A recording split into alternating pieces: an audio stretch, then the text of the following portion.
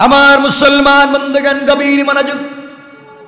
আল্লাহর পয়গম্বর আখিরি জামানার নবী জনাবে মুহাম্মদুর রাসূলুল্লাহ সাল্লাল্লাহু আলাইহি ওয়াসাল্লাম একদিন বসে আছেন। একটা লোক আসতেছে আমার নবীকে হত্যা করার জন্য, নবীজিকে মেরে ফেলবার জন্য আসতেছে, দুনিয়ার জমিন থেকে উঠায়া দেবে। সে জানতে পারে নাই আমার নবীজি এমন একজন পয়গম্বর যিনি আঙ্গুল দিয়ে আসমানের দিকে ইশারা করলে চন্দ্র দুই টুকরা হয়ে যায়, তো নিক্ষেপ করলে মেশকে আম্বার হয়ে যায়, শরীর থেকে ঘাম ঝরলে জান্নাতুল ফিরদাউসের গ্রান হয়ে যায়, রাস্তা দিয়ে হেঁটে গেলে বিচ্ছু পর্যন্ত সালাম দেওয়ার জন্য দাঁড়িয়ে যায়, সাপ আমার রাসূলকে সালাম দেওয়ার জন্য দাঁড়িয়ে যায়, রুদ্রের মধ্যে রাস্তায় হাঁটতে গেলে আকাশের মেঘমালা ছায়া দিতে থাকে। এমন পয়গম্বর বসে আছেন, একটা লোক খোলা তরবারি নিয়ে আসছে আমার নবীকে উঠায়া দেবে। নবীজির কাছে এসেছে, আমার নবীজির কাছে যখন আসলো তার উদ্দেশ্য হচ্ছে নবীজিকে মারবে, দুনিয়ার জমিন থেকে উঠায়া দিবে। উদ্দেশ্য ভালো না খারাপ? সবাই বলেন। নবীজির কাছাকাছি পৌঁছে গেল। আমার নবীজি সাল্লাল্লাহু আলাইহি ওয়াসাল্লামের কাছে যখন কেউ আসতো, কোন ধর্মের লোক কে তিনি জানতে চাইতেন না, তাকে দাঁড়িয়ে সাথে সাথে বুকের সঙ্গে লাগাইয়া দিতেন। কোন সুবহানাল্লাহ। ইসলাম কত উদার! এই জন্যে ইলম শুধু কিতাব পড়ে পাওয়া যায় না। আল্লাহ রাসূলকে আল্লাহ বলেছেন ইলম সিনা দের সিনা, ইলম এক সিনার থেকে আরেক সিনায় যায়। এই জন্যে জিবরিল আমিন এসে আমার রাসূলকে বলছেন, পয়গম্বরে আরবি আপনি পড়েন না ইকরা। নবীজি বললেন আমি পড়তে পারি না। জিবরাইল বলছেন আপনি বলেন না ইকরা। আমার নবীজি বললেন আমি পড়তে পারি না। জিবরিল আমিন আবার বলছেন ইকরা পড়ুন। নবীজি বললেন আমি পড়তে পারি না। জিবরাইল আল্লাহকে বলছেন আল্লাহ তাআলা আপনি কার কাছে কোরআন দিয়ে পাঠালেন? বেচারাকে তিনবার বলছি ইকরা, তিনি পড়তে পারেন না। আল্লাহ বললেন ও জিবরাইল, যার কাছে কোরআন নাজিল করেছি, যাকে আমি আল্লাহ বিশ্ব নবী বানিয়েছি, যাকে আমি আল্লাহ আমার বন্ধু হাবিবুল্লাহ বানিয়েছি, যার জন্য জান্নাত সাজিয়ে রেখেছি, যাকে আমার নামের পাশে জায়গা দিয়েছি, তাকে কষ্ট দিয়া জবান খুলে পড়তে হবে না। জিবরাইল রে, তুমি আমার বন্ধুর বুকের সঙ্গে বুকটা লাগাইয়া একটা চাপ দাও, তোমার বুকটা আমার বন্ধুর বুকের সঙ্গে লাগাইয়া দাও, আমি আল্লাহ পূর্ণ 30 পারা কোরআন তার বুকে নাজিল করার জিম্মাদার। ইলম তো সিনাদের সিনা। পয়গম্বর আরবির সামনে যদি কেউ আসে, তিনি দাঁড়িয়ে যান, সালাম করেন, জড়ায়া ধরেন। এই লোকটা আমার নবীজিকে আঘাত করবার জন্য এসেছে, নাঙ্গা তরবারি নিয়ে এসেছে। নবীজি দাঁড়িয়ে গেলেন, মুস্কি হাসলেন। আমার নবীজি যখন মুস্কি হাসতেন, দাঁতের অগ্রভাগ যদি বের হয়ে যায়, নবীজির মুস্কি হাসার আলোতে আসমানে চন্দ্র সূর্য পর্যন্ত অন্ধকার হয়ে যায়। আল্লাহু আকবার বলেন। আমার নবীজি কেমন ছিলেন? তিনি যখন রাস্তা দিয়ে হেঁটে যাইতেন, মাথা নিচের দিকে করে হাঁটতেন। লোকটা এসেছে আমার নবীকে আঘাত করবার জন্যে, দাঁড়িয়ে গেলেন, মুআনাকা করলেন, কপালে চুম্বন দিলেন। লোকটার ভিতরে যত চিন্তা ছিল এক নিমিষে দূর হয়ে গেল। আরে কারে মারতে আসলাম, কার সম্পর্কে শুনছি তিনি নাকি দাঙ্গাবাজ, কার সম্পর্কে জানলাম তিনি নাকি মারামারি কাটাকাটি করেন। এমন লোক কি দুনিয়ার জমিনে হতে পারে রে, যার চেহারার দিকে তাকালে পেটের খোদা দূর হয়ে যায়। আমার নবীজি জিজ্ঞাসা করলেন কেন এসেছে যুবক? যুবক বলতে পারতেছেন আপনাকে মারবার জন্য এসেছি।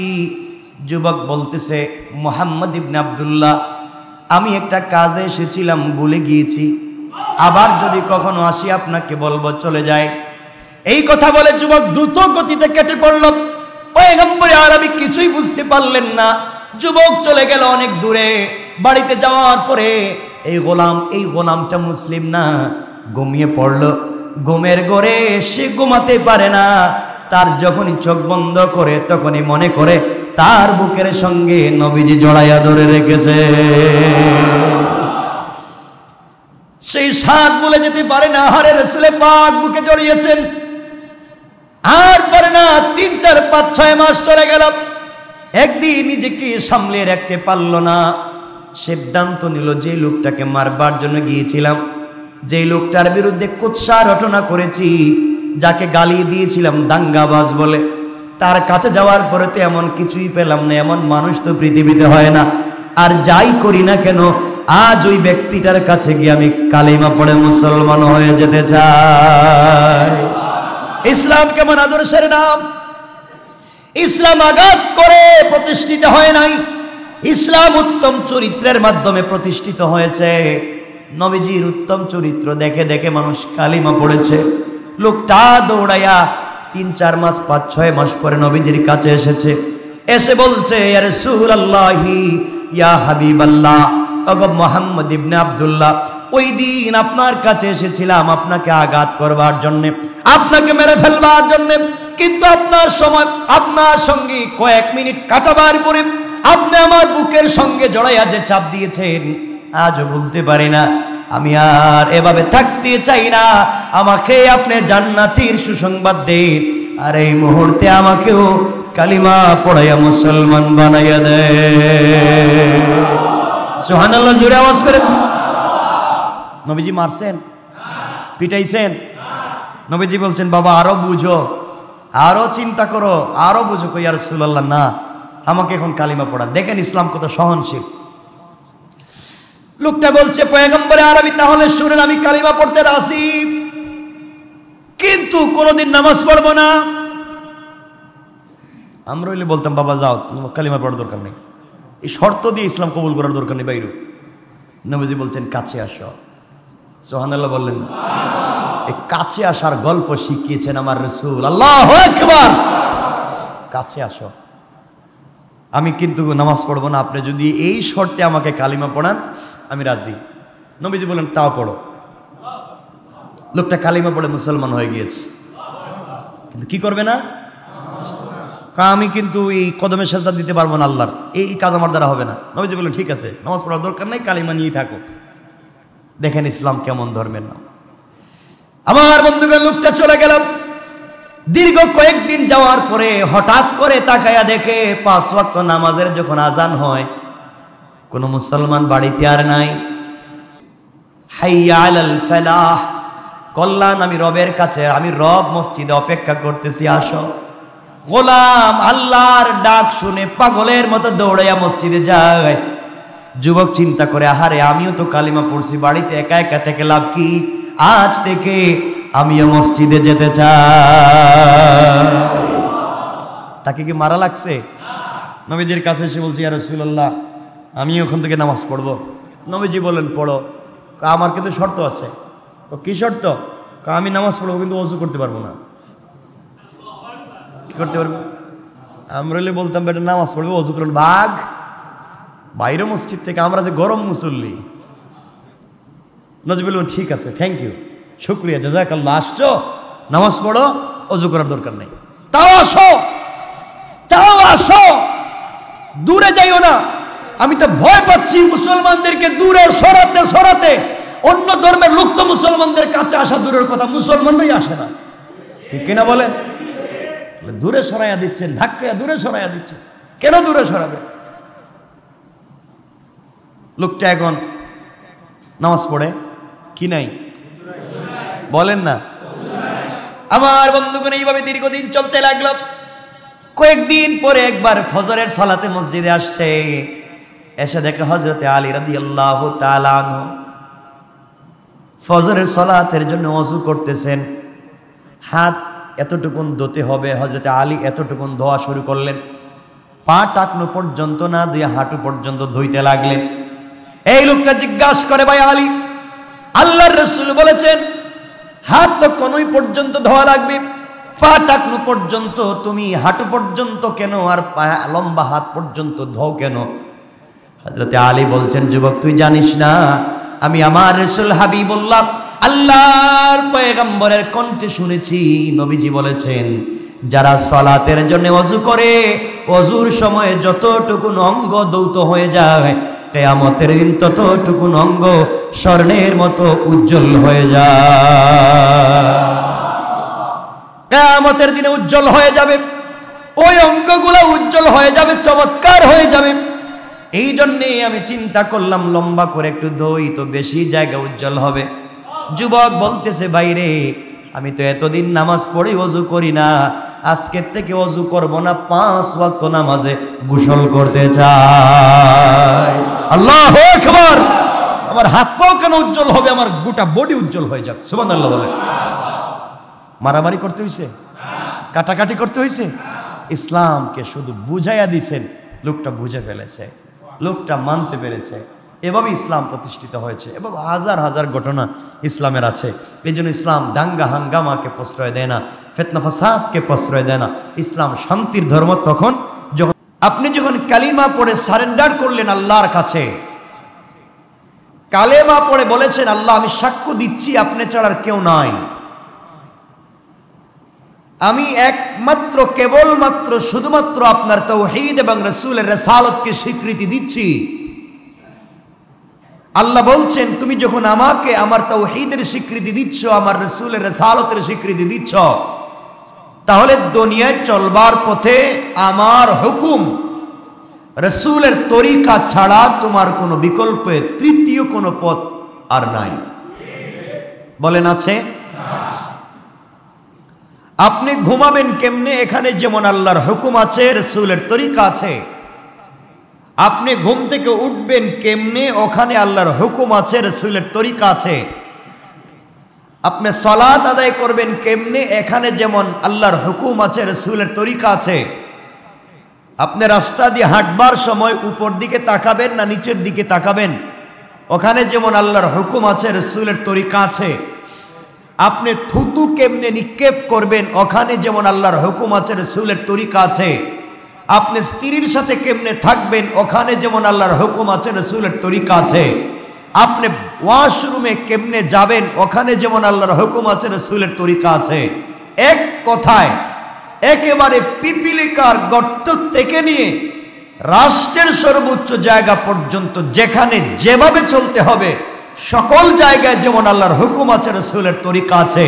আপনি নামাজে যেভাবে মানবেন, রুকু সিজদায় যেভাবে আল্লাহর হুকুম এবং রাসূলের তরিকা মানবেন, সালাম ফিরাতে গিয়ে যেভাবে আল্লাহর হুকুম এবং রাসূলের তরিকা মানবেন, ইন্তেকাল পর্যন্ত সকল কাজে, ব্যবসা বাণিজ্যে, লেনদেনে, সকল জায়গায় আল্লাহর হুকুম এবং রাসূলের তরিকা আপনাকে মানতেই হবে।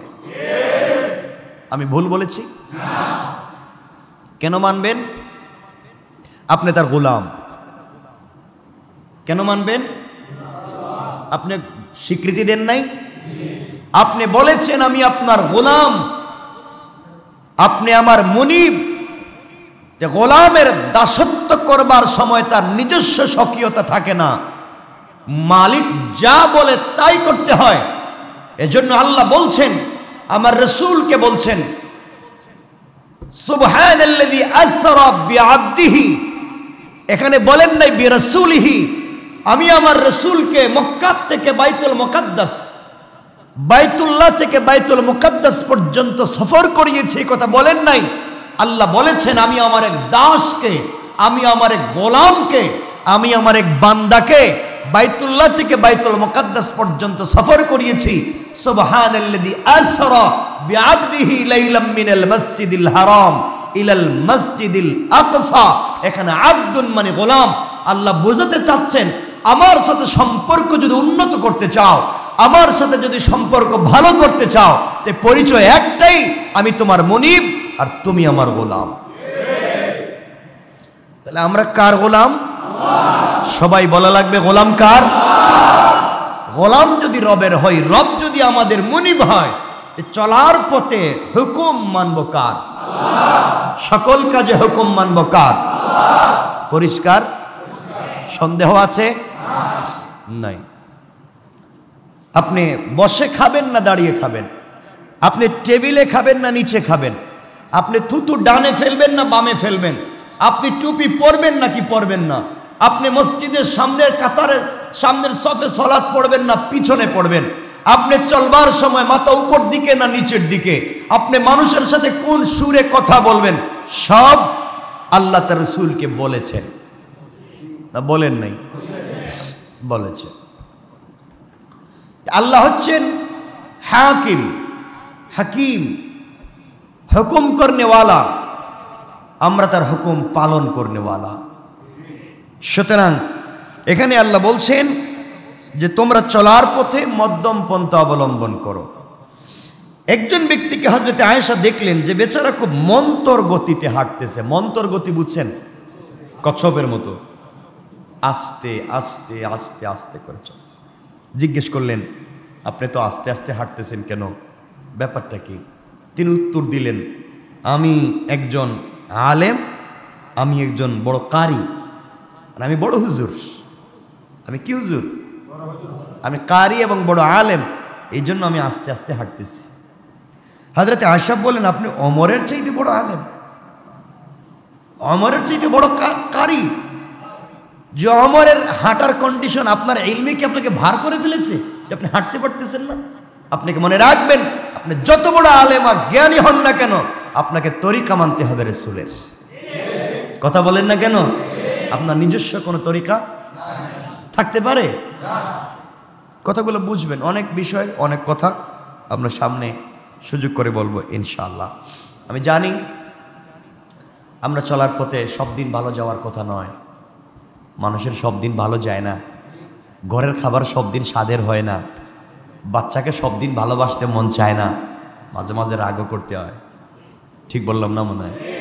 রেস্টুরেন্টের খাবার সব দিন, কিন্তু যে রেস্টুরেন্টে গতকালকে খেয়েছিলেন খুব ভালো লেগেছে, আজকে বন্ধু বান্ধবদেরকে নিয়েছিলেন ওখানে খাবারের জন্য, কিন্তু আজকে ভালো নাও হতে পারে। কথা বলেন না কেন? সব দিন সমান নাও যেতে, সব সময় ভালো নাও যেতে পারে। আচ্ছা, আল্লাহ কি বলছেন এই সময় সম্পর্কে, এই অবস্থান সম্পর্কে? আমরা এগুলো নিয়ে কথা বলবো ইনশাআল্লাহ। তো প্রথমে আল্লাহ বলছেন তোমরা চলার পথে মধ্যম পন্থা অবলম্বন করো। তাহলে আজকের থেকে আমরা খুব দ্রুত হাঁটবো, খুব স্লো? তাহলে কেমনে? মধ্যম পন্থা। শুধু হাঁটার বেলায় এটা নয়, সকল কাজের বেলায়। আপনি খুব তাড়াহুড়া করতেছেন সব কাজে, কাজ নাও হতে পারে, আপনি আস্তে আস্তে মধ্যম পন্থা, বাইনাল ইফরাত ওয়াত তাফরিত, মধ্যম পন্থা অবলম্বন করে চলেন, ফয়সালা করে দিবেন কে? আল্লাহ। আচ্ছা, এরপর আল্লাহ বলছেন ওয়াগদুদ মিন সাউতিকা, এবং তোমাদের কণ্ঠস্বরকে নিচু করো। মহিলাদের কথা বলছেন না সবার কথা? কথা বলেন, সবার কথা বলছেন। ওয়াগদুদ মিন সাউতিকা, তোমরা তোমাদের কণ্ঠস্বরকে নিচু করো। সবাইকে, আমরাও যেন মানুষের সাথে কথা বলতে রাগ করে চিল্লিয়ে কথা না বলি, নম্র এবং ভদ্রতার সাথে কথা বলি। আমি বুঝাতে পারলাম? আমরা যখন কারোর সাথে কথা বলি তখন মারামারি রাগারাগির সুরে কথা বলি। কিছু লোকে তো আস্তে কথা বলে মনে হয় মাইল লেগে গেছে, আছে না লোক? এই জন্য আপনাকে খুব ধৈর্যশীলতার সাথে, নম্র ভদ্রতার সাথে কথা বলতে হবে। এগুলোর আমরা একটা একটা করে ব্যাখ্যা নিয়ে আসবো, রাসূল কেমনে কথা বলতেন। এরপরে বলছেন যারা চিল্লাইয়া কণ্ঠস্বর উঁচা করে মানুষকে দমিয়ে দিতে চায়, ভালো কাজকে স্তব্ধ করে দিতে চায়, ইসলামের মৌলিক নীতিমালাকে মানুষ থেকে দূরে রাখতে চায়, আলিম ওলামা থেকে সাধারণ মানুষকে দূরে সরিয়ে দিতে চায়, আলিম ওলামাদেরকে ষড়যন্ত্রে ফেলে তাদের চরিত্রে কালেমা লেপন করতে চায়, যারা আলেম ওলামাদের চরিত্র নিয়ে খেলা করতে চায়, আল্লাহ বলছেন তাদের সম্পর্কে ইন্না আনকারাল আসওয়াতি লা সাউতুল হামির, এদের আওয়াজ তো গাদার আওয়াজের চাইতেও খারাপ। আমি বলছি, আপনাদের বলা লাগবে, কে বলেছেন? লা সাউতুল হামির, গাদার আওয়াজের চাইতেও খারাপ। সুতরাং আমাদেরকে দিন বুঝতে হবে, ইসলাম বুঝতে হবে, ইসলাম বুঝে আমাদেরকে চলতে হবে। যাই হোক, আমরা এখানে কিছু কথা বলি। কিছু লোক আছে, আমরা অনুবাদগুলো করে দিই, এরপরে আমরা কয়েক মিনিট কথা বলবো। এরপরে আল্লাহ রাব্বুল ইজ্জত ওয়াল জালাল বলছেন আলাম তারাও, রাসূলকে বলছেন এই কথা, আলাম তারাও, তোমরা কি দেখো না? সবাইকে বলছেন আন্নাল্লাহা সাখারা লাকুম মা ফিস সামাওয়াতি ওয়া মা ফিস সামাওয়াতি ওয়া মা ফিল আরদ। আল্লাহ বলছেন তোমরা কি দেখো নাই আল্লাহ নভমণ্ডল এবং ভূমণ্ডলে যা কিছু আছে সবই তোমাদের কাজে নিয়োজিত করে রেখেছেন। সুবহানাল্লাহ বলেন। এরপরে বলছেন ওয়া আসবাগা আলাইকুম নি'মাহু যাহিরাতাও ওয়া বাতিনা, এবং প্রকাশ্য এবং গোপন অপ্রকাশ্য সকল নিয়ামতগুলা বান্দাদেরকে আল্লাহ দিয়েছেন। সুবহানাল্লাহ। আল্লাহ পৃথিবীতে যত নিয়ামত দিয়েছেন সব নিয়ামত কার জন্য? কিন্তু আল্লাহ বলছেন এমন লোক এরপরে আছে, এমন লোক এরপরে আছে ওমিনান নাসি মান ইউজাদিলু ফিল্লাহি বিগাইরি ইলম। কিন্তু আল্লাহ বলছেন এমন লোকও আছে যারা জ্ঞান, পথ নির্দেশ এবং উজ্জ্বল কিতাব ছাড়াই আল্লাহ সম্পর্কে বাক বিতণ্ডা করে, কিছু জানে না, জানতে চায়ও না, নিজে যেটা বুঝছে সেটা ইসলাম মনে করে বাক বিতণ্ডা শুরু করে দেয়, মারামারি শুরু করে দেয়, চিল্লাচিল্লি শুরু করে দেয়, এটাকে ইসলাম মনে করতেছে। আছেন এমন লোক? আপনাদের চিনা জানার মধ্যে নাই? তাদেরকে যখন বলা হয় আল্লাহ যা নাজিল করেছেন তার উপরে তোমরা চলো, তখন তারা বলে আমরা এভাবে কেন চলবো? আমাদের পূর্বপুরুষদেরকে আমরা যে বিষয়ের উপরে পেয়েছি তারা যেভাবে চলছে আমরা এভাবেই চলবো। আল্লাহ বলছেন তাদেরকে যদি শয়তান জাহান্নামেও নিয়ে যায়, আওয়ালাউ কানা শাইতানু ইয়াদউহুম ইলা আযাবিস সাঈর, তাদেরকে যদি শয়তান জাহান্নামের দিকেও নিয়ে যায় তারা বলবে এটাই বাপদাদার রাস্তা ছিল, এটাই আমরা এই নতুন হুজুরদের কথা শুনতে রাজি না। আছে না নাই? এরপরে আল্লাহ রাব্বুল ইজ্জত ওয়াল জালালের পরের আয়াতে বললেন وَمَن يُسْلِمْ وَجْهَهُ إِلَى اللَّهِ وَهُوَ مُحْسِنٌ فَقَدِ اسْتَمْسَكَ بِالْعُرْوَةِ الْوُثْقَى وَإِلَى اللَّهِ عَاقِبَةُ الْأُمُورِ। আল্লাহ রাব্বুল ইজ্জত ওয়াল জালালের পরে বললেন যে ব্যক্তি সৎকর্ম পরায়ণ হয়ে স্বীয় মুখমণ্ডলকে আল্লাহ অভিমুখী করে ফেলে, যেই ব্যক্তি রাসূল সাল্লাল্লাহু আলাইহি ওয়াসাল্লামের তরিকা মেনে আল্লাহ অভিমুখী হয়ে যায়, আল্লাহর পদাঙ্ক অনুসরণ করে আল্লাহর কদমে সেজদায় লুটিয়ে পড়ে, সে ব্যক্তি মজবুত হাতল ধরে ফেলেছে। আল্লাহ বললেন দুনিয়ার এতগুলা অন্যায় থাকবার পরে, জৌলুস থাকবার পরে, যেই গোলাম আমার রাসূলের পদাঙ্ক অনুসরণ করে আমি আল্লাহর হুকুম মানবার জন্য নিজেকে তৈরি করে ফেলে, সমাজের দিক প্রান্ত অন্যায় অনাচার থাকবার যায় না, এরপরেও নিজে ইসলামের উপর অটল অবিচল থাকে, আল্লাহ বললেন সে যেন সত্য আমার হাতল চেপে ধরেছে। যেই ব্যক্তি এই অন্যায় সমাজে থাকবার পরে আমি আল্লাহর দিকে ফিরে এসেছে, আমার হাতলকে চেপে ধরেছে, আমি আল্লাহ ঘোষণা করলাম গোটা দুনিয়া থেকে আমি আল্লাহ মুখ ফিরিয়ে নিতে পারি, কিন্তু এই গোলাম থেকে আমি মুখ ফিরিয়ে নিতে পারি না। এই জন্যে আমার বন্ধুগণ এই দুনিয়ার জমিনে যা করি না কেন চলার পথে শুধুমাত্র কেবলমাত্র আল্লাহর হুকুম রাসূলের তরিকা ছাড়ার কোনো পথ নাই।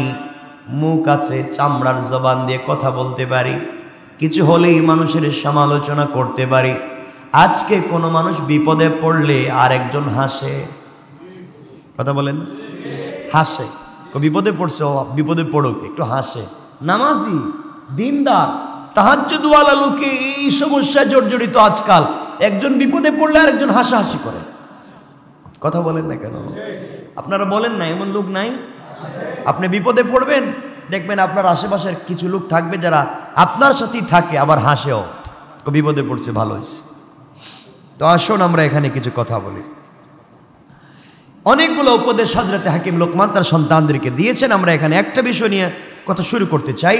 এক নাম্বার হচ্ছে আমরা যে বিষয়ে কথা বলবো সেটা হচ্ছে তিনি বলেছেন ইয়া বুনাইয়া আকিমিস সালাহ, হে আমার কলিজার টুকরা বৎস, নামাজ প্রতিষ্ঠা করো, সালাত পড়ো।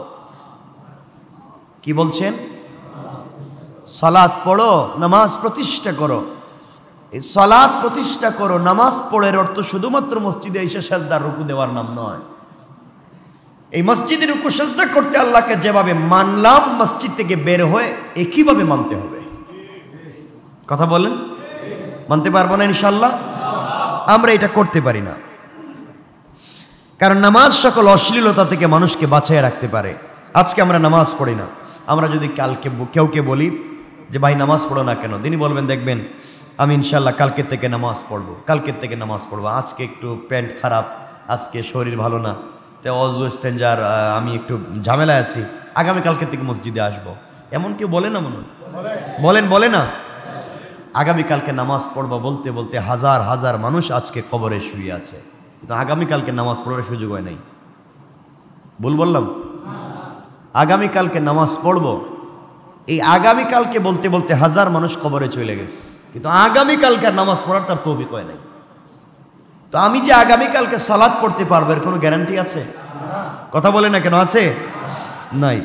এজন্য আল্লাহর ওয়াস্তে আমরা আল্লাহকে ওয়াস্তে নামাজি হয়ে যাই ইনশাআল্লাহ। বলেন সবাই, বলেন ইসলাম হচ্ছে চলমান সকল সমস্যা এবং সংকটের বাস্তবসম্মত সমাধানের নাম ইসলাম। আমার কথা বুঝাতে পারিনি? আসমানের নিচে জমিনের উপরে চলমান যত সমস্যা পৃথিবীতে তৈরি হচ্ছে এবং সংকট, সকল সমস্যা এবং সংকটের বাস্তব সমাধান, বলেন না বাস্তব সমাধান? সবাই বলেন বাস্তব সমাধান ইসলাম। এই পৃথিবীতে যত সমস্যা চোখে পড়তেছে আজকে, যত সমস্যা ওয়ার্ল্ড ওয়াইজ, মারামারি, কাটাকাটি, টাকার মূল্য পড়ে যাচ্ছে, কোনো দেশ দেউলিয়া হয়ে যাচ্ছে, কোথাও হাঙ্গামা, মারামারি, রক্তপাত ঘটতেছে। সকল সমস্যার পূর্ণাঙ্গ সমাধান দিতে পারে একমাত্র ইসলাম। এই ইসলামটাকে যত বেশি আমরা মানুষের সামনে হাজির করব, তত মানুষ ইসলামের দিকে দুর্বল হবে, এবং সেটা হচ্ছে আলহামদুলিল্লাহ। না হচ্ছে না? হচ্ছে। সুতরাং আজকে এই সমস্যার ভিতরে পড়ে আমরা আজকে ইসলাম থেকে অনেক দূরে চলে যাচ্ছি। কথাগুলো মনোযোগ দিয়ে শুনবেন। ইসলাম হচ্ছে একটি সমষ্টিগত ধর্ম। ব্যক্তির সাথে সাথে সমষ্টির সংশোধন এই জীবন ব্যবস্থার প্রধান এবং গুরুত্বপূর্ণ অংশ হচ্ছে আমি ভালো হওয়ার পাশাপাশি পুরা সমষ্টি এবং জাতিকে যেন ভালো করা যায়। কিসের মাধ্যমে? ইসলামের। কিসের মাধ্যমে বলা লাগবে? ইসলাম কোনো ব্যক্তি ধর্ম না, সমষ্টিগত ধর্মের নাম। সমষ্টিগত ধর্মের নাম। নামাজের ন্যায় অবশ্যই করণীয় আরো অনেক ব্যবস্থা আছে। জীবন ব্যবস্থার প্রধান এবং মৌলিক গুরুত্বপূর্ণ বিষয় হচ্ছে সমাজের সকল জায়গায় ইসলামের মৌলিক বিষয় স্বচ্ছভাবে মানুষের কাছে পৌঁছে দেওয়া। তাইলে ইসলাম নিয়ে মানুষের কাছে আর খারাপ ধারণা থাকবে না। না থাকবে? কিন্তু মানুষের কাছে যখন আপনি ইসলামের কাজগুলো পৌঁছে দিবেন, অর্থাৎ সৎ কাজের কথা বলবেন, অসৎ কাজ থেকে নিষেধের কথা বলবেন, অবশ্য এই করণীয় কাজ করতে গেলে মানুষ আপনাকে অনেক সময় খারাপও বলতে পারে। গোটা বিশ্বের মানুষের কাছে আপনি যখন ইসলামের মৌলিক সৎ কাজ এবং সৎ কাজের আদেশ ও সৎ কাজের নিষেধ করতে যাবেন, তখন দেখবেন অনেক দুঃখ কষ্ট বরদাস্ত করতে হবে। কি বলেন? সবাই বলেন। অনেক শ্রম, অনেক সাধনার প্রয়োজন হবে। এর উপর দৃঢ়পথ থাকা খুব সহজ ব্যাপার নয়। বিপদ যখন আসবে সহজ নয়। বিশেষ করে মানুষের পরিশুদ্ধির উদ্দেশ্যে, সমাজের পরিশুদ্ধির উদ্দেশ্যে, জাতিকে ভালো পথে নিয়ে আসবার জন্যে আপনি যখন সৎ কাজের আদেশ দিবেন, তখন দুনিয়ায় প্রতিদিন আপনার শত্রুর সংখ্যা বাড়তেই থাকবে, বিরোধিতার সংখ্যা বাড়তেই থাকবে। ভুল বলেছি? এজন্য এই উপদেশের সাথে সাথে আল্লাহ আরেকটা কথা বলেছেন, অসবির আলা মা আসাবাক ইন্না যালিকা মিন আজমিল উমুর। এসব কাজ সম্পূর্ণ করতে গেলে দুঃখ কষ্টের সম্মুখীন হতে হবে। তাতে যদি ধৈর্য ধারণ করে স্থিরতা অবলম্বন করতে পারো, তাহলে তোমাদের উপরে থাকবে আমি আল্লাহর হাত। সুবহানাল্লাহ বলেন। তাহলে ভালো কাজ করতে গেলে বাধা আসবে, বলেন আসবে, আসবে। অন্যায় কাজ থেকে সমাজকে বাঁচাতে হবে। মনে রাখবেন, আমরা এখানে বসে আছি, ইসলাম কখনো সাম্প্রদায়িক দাঙ্গা সৃষ্টি করতে পারে না। ইসলাম কোন ধর্মে আঘাত করতে বলেনি। মুসলমান যারা কোরআন সুন্নাহকে মানে তারা কখনো পৃথিবীতে সাম্প্রদায়িক দাঙ্গা সৃষ্টি করতে পারে না। কথা বলেন না কেন? ইসলামের মৌলিক শিক্ষাই হচ্ছে অসাম্প্রদায়িক চেতনা। আমি এবছরের 1000 প্রোগ্রামে কথাগুলো বলেছি, 1 মিনিটে আপনাদেরকে বুঝাইয়া দিই এই পুরোনো কথাটাকে। ইসলাম কখনো সন্ত্রাসবাদকে সাপোর্ট দিতে পারে না। ইসলাম কখনো সন্ত্রাসবাদ, জঙ্গিবাদ, প্রোপাগান্ডাকে সাপোর্ট দিতে পারে না। ইসলাম কখনো সাম্প্রদায়িক চেতনা প্রতিষ্ঠিত করতে পারে না। ইসলাম সব সময় অসাম্প্রদায়িক। ইসলাম সব সময় শান্তির কথা বলে। ইসলাম সব সময় সবাইকে নিয়ে চলবার কথা বলে। ইসলাম দাঙ্গা হাঙ্গামা পছন্দ করে না, বরং ইসলাম এসেছে সকল দাঙ্গা হাঙ্গামাকে দূর করে এক আল্লাহর তাওহীদ প্রতিষ্ঠা করে সমাজে শান্তির দ্বীপ প্রতিষ্ঠা করতে চায়। ঠিক কিনা বলেন? এই কথাটাকে আমি অনেকবার বলেছি, আপনাদেরকে আবারও আজকে বলছি। এজন্য আমরা যারা আজকে আলেম ওলামাদেরকে নিয়ে প্রোপাগান্ডা করে, সাম্প্রদায়িক দাঙ্গা সৃষ্টিকারী উলামায়ে কেরামদেরকে বলেন, তাদেরকে আমরা দাওয়াত দিতেছি আমাদের এই নারিন্দা বিনোদ বিবিতে জুমা পড়ে যাক, রমজানুল মুবারকের তাহাজ্জুদের সালাতে আসুক, একদিন এসে দেখো মুসল্লিদের হাজার হাজার মানুষের চিৎকার আর কান্নার আওয়াজ কোথা পর্যন্ত পৌঁছে যায়। কথা বলেন না কেন? এই মানুষগুলো সন্ত্রাস হতে পারে না, এই মানুষগুলো দাঙ্গাবাজ হতে পারে না, এরা উগ্র জঙ্গিবাদ হতে পারে না। মনে রাখবেন, কিছু লোক যারা ইসলামের নাম দিয়ে মসজিদে যারা আসে, মুসল্লিরা জুতা চুর হতে পারে না, চুরি মুসল্লি সেজে জুতা চুরি করে। মুসলমানরা জঙ্গি, সন্ত্রাস, দাঙ্গাবাজ, সাম্প্রদায়িক হতে পারে না। মুসলমানদের নাম নিয়ে কিছু লোক সমাজে ফিতনা তৈরি করতে চায়। মুসলমান এই কাজ কখনো করতে পারে না। আমরা সারা বৎসর মানুষকে অসাম্প্রদায়িক চেতনার কথা বলি। আমি একটা কথা বলি, আর যাই করেন, রাষ্ট্রের অবকাঠামোর বিরুদ্ধে চলতে পারেন না। রাষ্ট্র আমারও, রাষ্ট্র আপনারও, এই দেশটা সকলেরও, স্বাধীন দেশটা সবার। এই দেশকে সমৃদ্ধ করতে হলে সবাইকে নিয়ে চলতে হয়। কোরআন কি বলছে? আল্লাহ হচ্ছেন রব্বুল আলামিন, আল্লাহ সকলের রব। আল্লাহ, আমার সাথে কথা বলেন না কেন আজকে? আল্লাহ সকলের রব। আল্লাহ যদি সকলের রব হয়, তে আমারও রব কে? হিন্দুদের রব, খ্রিস্টানদের, ইহুদিদের, বৌদ্ধদের, হিন্দুদের, উপজাতিদের, সকলের রব আল্লাহ। আল্লাহ রব্বুল আলামিন, গোটা আলমের রব আল্লাহ। আল্লাহ আমারও, আল্লাহ সকলেরও। যিনি সকলের জন্য হয়, যিনি কোনো দলের না, যিনি কোনো ধর্মের না, যিনি কোনো ব্যক্তির না, তিনি সাম্প্রদায়িক না অসাম্প্রদায়িক? সবাই বলেন অসাম্প্রদায়িক। যিনি সকলের জন্য হয়, কোনো সম্প্রদায়ের না, সকল সম্প্রদায়ের, তিনি সাম্প্রদায়িক না, তিনি অসাম্প্রদায়িক। আল্লাহ শুধু মুসলিম সম্প্রদায়ের না সকল সম্প্রদায়ের? তাহলে আল্লাহ সাম্প্রদায়িক। আমাকে যে পুকুরের মাছ খাওয়াচ্ছেন, হিন্দু সহ ভিন্ন ধর্মের লোককে একই পুকুরের মাছ খাওয়াচ্ছেন। আমাকে যেই গাছের ফল খাওয়াচ্ছেন, হিন্দু বা ভিন্ন ধর্মের লোককে একই গাছের ফল খাওয়াচ্ছেন। আমাকে যেই পানি পান করাচ্ছেন, ভিন্ন ধর্মের লোককে একই পানি পান করাচ্ছেন। আমাকে যেই সূর্যের আলো দিচ্ছেন, ভিন্ন ধর্মের লোককে একই সূর্যের আলো দিচ্ছেন। আমাকে যে আসমানের নিচে বসবাসের সুযোগ দিচ্ছেন, ভিন্ন ধর্মের লোককে একই আসমানের নিচে বসবাসের সুযোগ দিচ্ছেন। আমার যতটুকুন প্রয়োজন অক্সিজেনের, ততটুকুন যেমন আমাকে দিচ্ছেন, ভিন্ন ধর্মের লোকের যতটুকুন অক্সিজেনের প্রয়োজন ততটুকুন তাও দিচ্ছেন। আল্লাহ দেওয়ার বেলায় কোন ধর্মের লোককে তা জানতে চান না, আল্লাহ দেওয়ার বেলায় বুঝাতে চান সে মানুষ কিনা। কথা বলেন না কেন? তাহলে আল্লাহ শুধু আমার না সকলের? তাহলে আল্লাহ সাম্প্রদায়িক না অসাম্প্রদায়িক? এই চেতনায় আমরা বিশ্বাস করি। এক, আল্লাহ রাব্বুল আলামিন, আল্লাহ যে রাসূলকে পৃথিবীতে পাঠিয়েছেন, আল্লাহ যে কোরআন দিয়ে রাসূলকে পাঠিয়েছেন, শাহরু রমাদান আল্লাযী উনজিলা ফীহিল কোরআন হুদাল লিন-নাস, আল্লাহ কোরআন দিয়ে রাসূল পাককে পাঠিয়েছেন।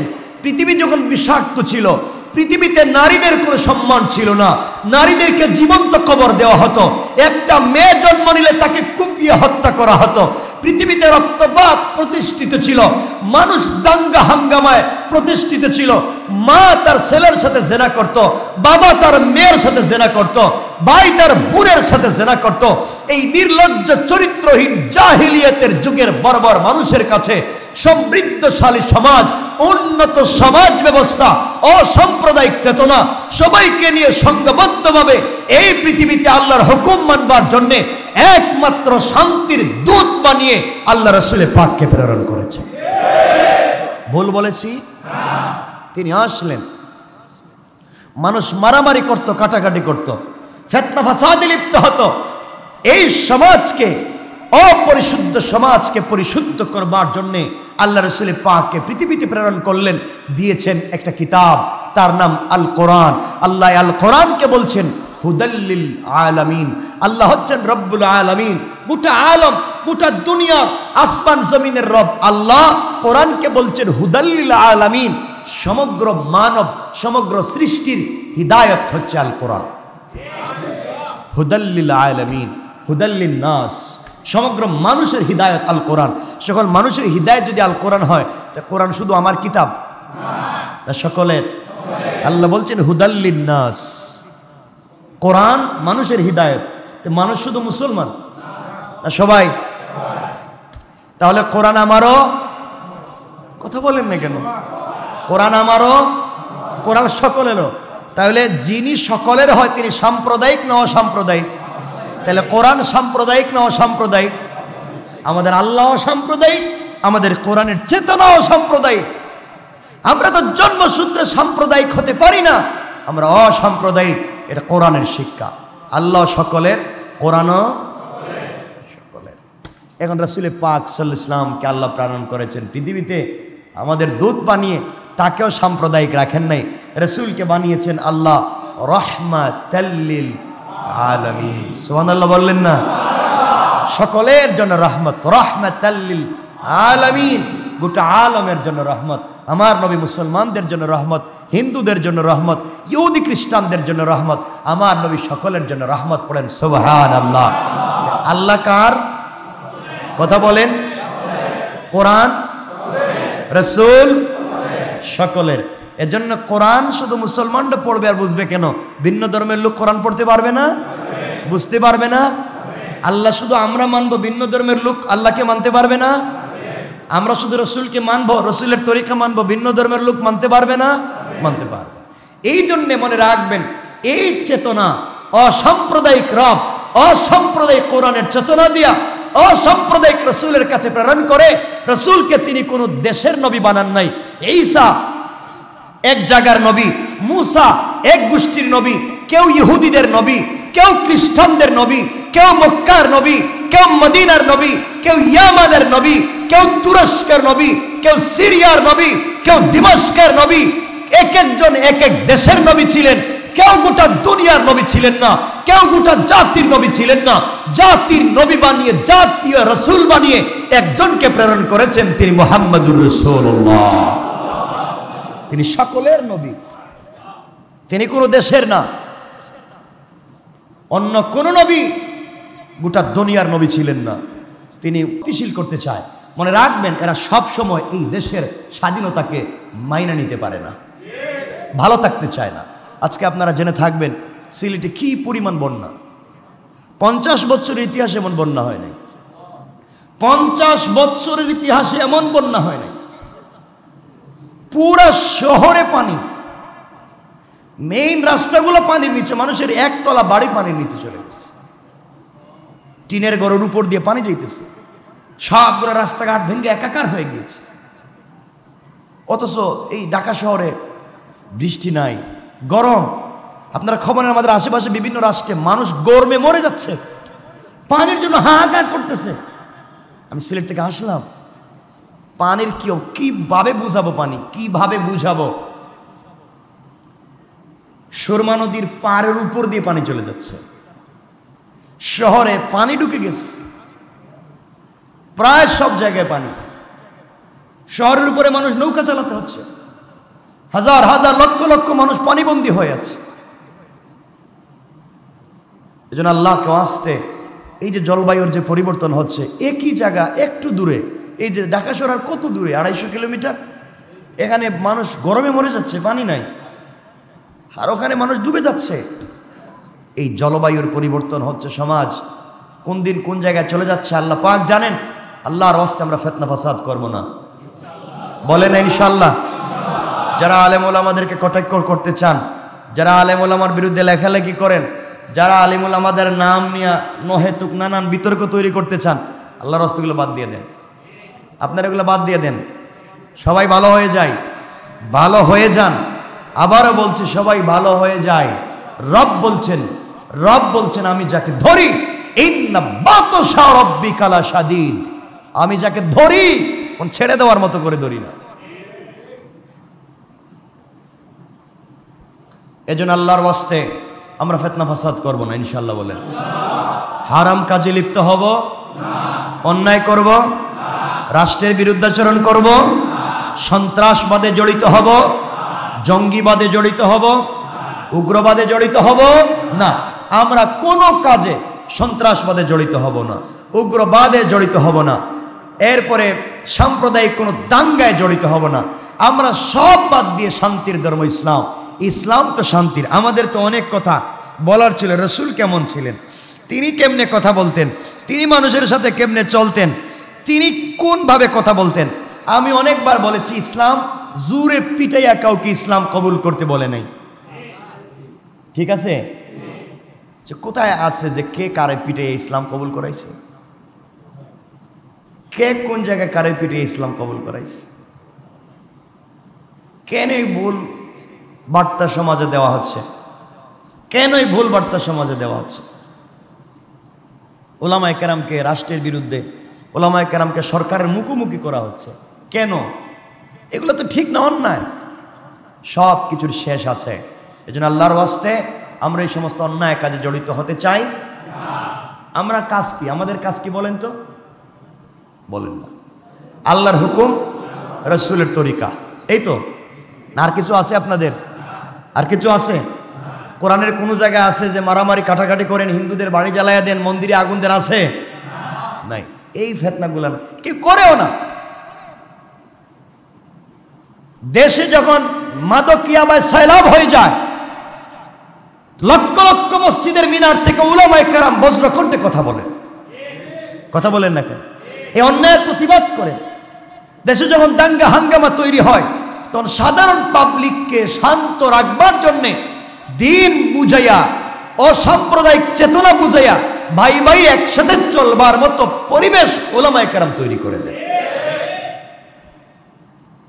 আমরা তো এটাও বলি, আপনার প্রতিবেশী যদি হিন্দু হয় আর আপনি যদি খান, ও যদি না খাইয়া মরে, আপনার প্রতিবেশী একজন হিন্দু, তার ঘরে খাবার নাই, আপনার ঘরে 5-6টা আইটেমের খাবার আছে, আপনি মারা গেলে কিয়ামতের দিন জাহান্নামী। আপনি প্রতিবেশীর হক আদায় করেন নাই। সে কোন ধর্মের আমরা জানতে চাই না, সে তো মানুষ। কেন আপনি তাকে সহযোগিতা করলেন না? কথা বুঝেন নাই? রাসূল পাক বলছেন, কিয়ামতের দিনে ভিন্ন ধর্মের লোক যদি মুসলমানদের বিরুদ্ধে কোনো অভিযোগ দায়ের করে, আর অভিযোগটা যদি সত্য হয়, রাসূল বলছেন আমি এই মুসলমানের বিপক্ষে থাকব। আমি যে কথাগুলো বলতে চাই, এই যে এতক্ষণ যে কথাগুলো বললাম, এরপরে দেখবেন কিছু লোক একবারে ফাউল, কিছু লোক আছে এরপরেও ইসলামকে মানতে চাইবে না। ইসলামের মৌলিক শিক্ষা, তাদের কথা হলো কেন এই সমাজে এভাবে চলবে, কেন হুজুররা মারামারি কাটাকাটিতে যায় না? শুনে রাখবেন, আলেম ওলামাদেরকে এই জায়গায় নিয়ে যায় না। আল্লাহর ওয়াস্তে বুঝেন ইসলাম কেমনে চলতে বলেছে। আমি একটা ঘটনা অনেক আগে বলেছি, আজকে 1 মিনিটে বলি। এখানে রাসূল পাক ইসলামের তিনি মানুষের সাথে কেমনে কথা বলতেন। শামাইলে তিরমিজিতে হাদিস এসেছে, হযরত হুসাইন রাদিয়াল্লাহু তাআলা আনহুকে জিজ্ঞাসা করা হলো, বলো না রসুল কেমনে চলতেন? হযরত হুসাইন বলেন, আমি আমার বাপ হযরত আলী রাদিয়াল্লাহু তাআলা আনহুর নিকট বসা ছিলাম, তাকে বলতে শুনেছি রাসূল সাল্লাল্লাহু আলাইহি ওয়াসাল্লাম কেমন ছিলেন। নবীজি সাল্লাল্লাহু আলাইহি ওয়াসাল্লামের আচার ব্যবহার প্রকৃতি সম্পর্কে জিজ্ঞাসা করা হলে তিনি বললেন, সর্বদা প্রসন্ন, সকল অবস্থায় তিনি হেসে হেসে কথা বলতেন, হাস্যোজ্জ্বল থাকতেন। সুবহানাল্লাহ বলেন। নবীজি যখনই কথা বলতেন তিনি হেসে হেসে কথা বলতেন। সুবহানাল্লাহ নাই? যে লোকটা হেসে হেসে কথা বলতে পারে সে উগ্র হয়, সে সন্ত্রাসী হয়, সে জঙ্গি হয়। তিনি হেসে হেসে কথা বলতেন। তার চরিত্র ছিল বড় নম্র, আচার আচরণে ছিল বিনয়। সুবহানাল্লাহ বলেন। তার স্বভাব মোটেই রুক্ষ ছিল না, কথাবার্তাও নিরস ছিল না। তিনি উচ্চ সুরে কথা বলতেন না, অশ্লীল বাক্য বলতেন না, কারো প্রতি দোষ দিতেন না, কৃপণতা প্রকাশ করতেন না। সব সময় তার কাছে যা আছে তিনি এগুলা নিয়েই সবার সামনে থাকতেন। ঝগড়া বিবাদ করতেন না, অহংকার করতেন না, অপ্রয়োজনীয় কথা বলতেন না, অর্থহীন কথায় আত্মনিয়োগ করতেন না। সুবহানাল্লাহ বলেন। নবীজি কেমন ছিলেন?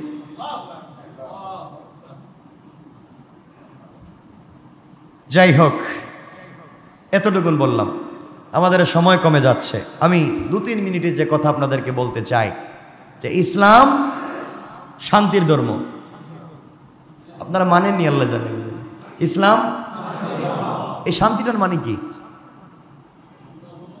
বলেন না কেন? ইসলাম কিসের ধর্ম? শান্তি কখন পাবেন? যখন আল্লাহর হুকুম রসুলের তরিকায় মানবেন। ইসলাম শান্তির ধর্ম কখন বুঝবেন? যখন আল্লাহর হুকুম রসুলের তরিকায় মানবেন, তখন শান্তি পাবেন। ইসলাম নাম দিয়া রসুলের তরিকা নাই, আল্লাহর হুকুম নাই, যেমন মন চায় তেমন চলতেছেন, তাহলে শান্তি কোথায় পাবেন? শান্তি তো পাবেন না, শান্তি পাবেন না। তাহলে শান্তি যদি পেতে হয় হুকুম মানতে হবে কার? তরিকা মানতে হবে কার? রসুলের। আল্লাহ আমাদেরকে হেফাজত করুক।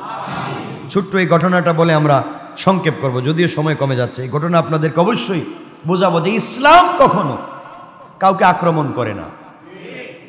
ইসলাম প্রথমে কাউকে আক্রমণ করে না, আঘাত করে না, বিরুদ্ধাচরণ করে না, কাউকে পিটাইয়া মাইরা ইসলাম কবুল করাতে বলে নাই।